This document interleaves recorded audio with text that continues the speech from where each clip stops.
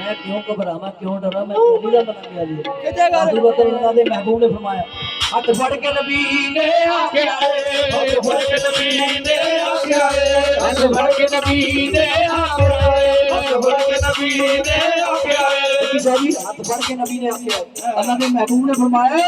कि जिंदा जिंदा मैं मौला होगा होगा अली मौला हाथ फड़ के नबी ने आके आए हाथ फड़ के नबी ने आके आए हाथ फड़ के नबी ने आके आए हाथ फड़ के नबी ने आके आए हर कुल पे मौला नहीं बुलना हर कुल तो मौला नहीं बुलना हर कुल तो मौला नहीं बुलना हर कुल तो मौला नहीं बुलना हर सारी दुनिया भूल जाए सारी दुनिया भूल जाए दुनिया भूल जाए सारी दुनिया भूल जाए एक है जरा मौला नहीं बुलना क्यों घबरावा क्यों डरा अली अली करा